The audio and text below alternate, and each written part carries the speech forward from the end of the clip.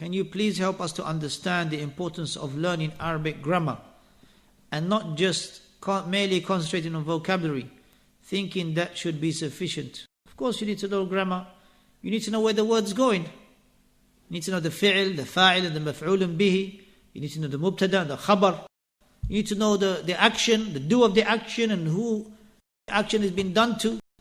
You need to know the mubtada, the subject, and the khabar, the predicate. What's the news? You need to know what's going on, and then it will help you in appreciating the Quran. I give you one example, because this question was posed in a group, and that is it better to study with a teacher of Arabic that is Salafi or somebody that is non-Salafi? So I mentioned Salafi, person who understands the grammar, and also his background is the Sunnah. He will make you appreciate the Quran more and will teach you better. Because when they come to aspects, I give you one aspect. Qad.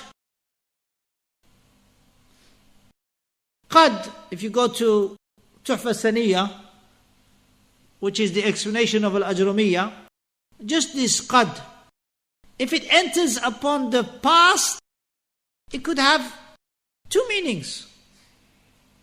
But if you don't know that, how will you appreciate that? قَدْ أَفْلَحَ الْمُؤْمِنُونَ.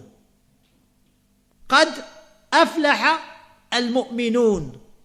أَفْلَحَ is past. So you may be thinking that this is past.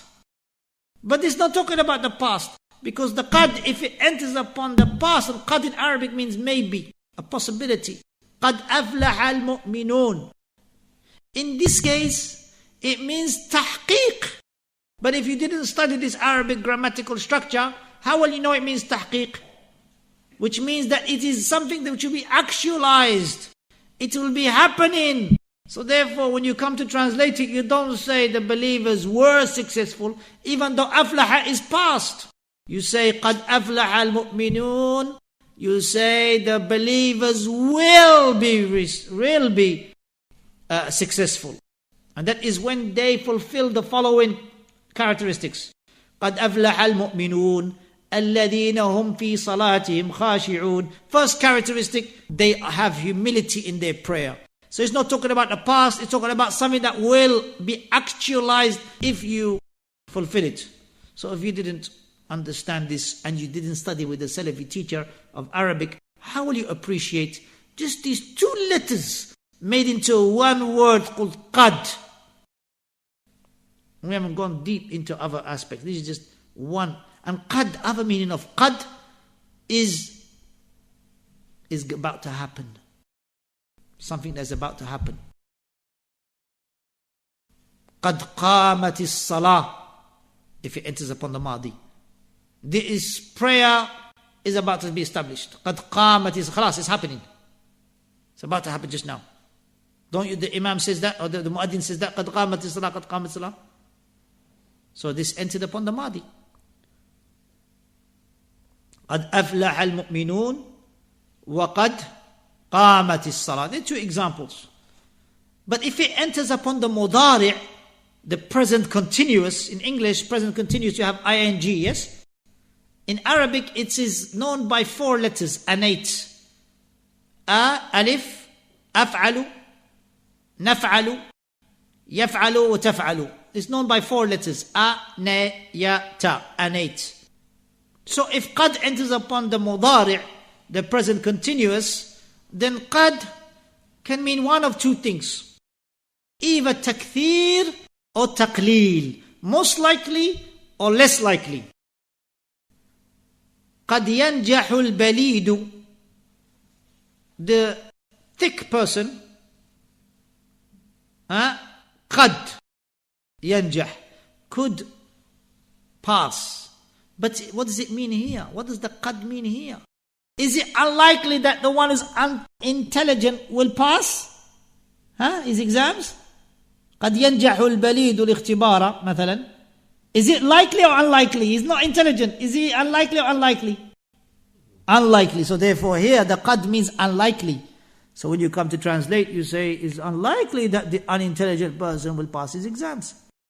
But if If in another context you say قد ينجح المجتهد الاختبار, then this is most likely because he's mujtahid, he's striving, he is a hard worker, so most likely he will pass. So this just showing you one word in the Arabic grammar which has so many different meanings according to the context and according to what it enters upon, whether it's a past tense or a present continuous tense. So learning Arabic grammar, you must learn Arabic grammar if you want to study the deen of Allah subhanahu wa ta'ala in more detail and to appreciate the Quran.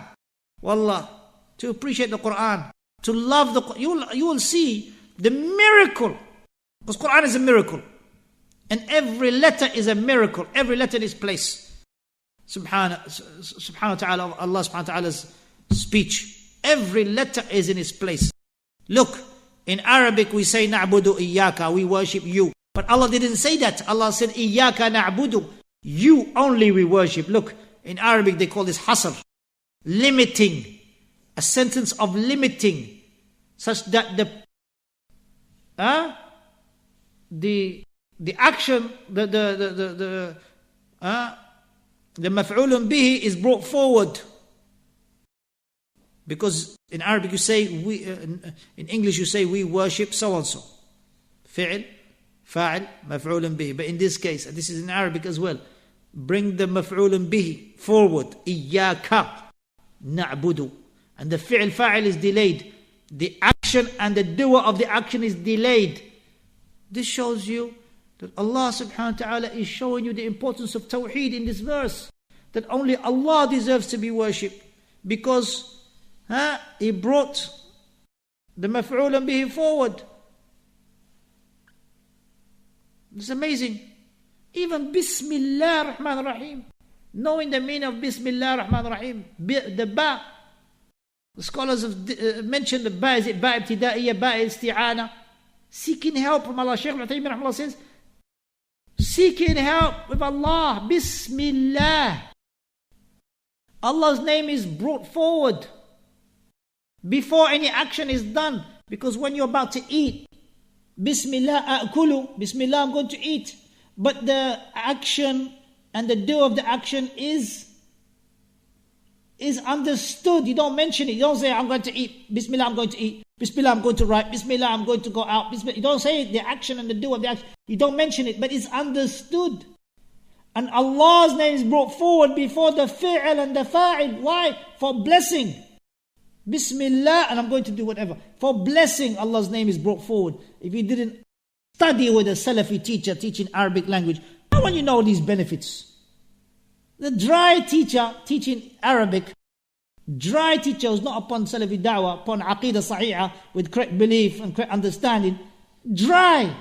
He wouldn't be able to bring out these benefits in Aqidah and benefits in understanding. He will just give you just the skeleton of the language, give you the skeleton of the grammar, and you go home, you're bored stiff. But if you understand from an alim, scholar or teacher of Arabic language, and you study with him, subhanallah, you appreciate the Quran, you appreciate the Sunnah, the concise speech of the Messenger sallallahu alaihi wasallam. So may Allah guide us all. Yes, learn the Arabic grammar and learn its vocabulary.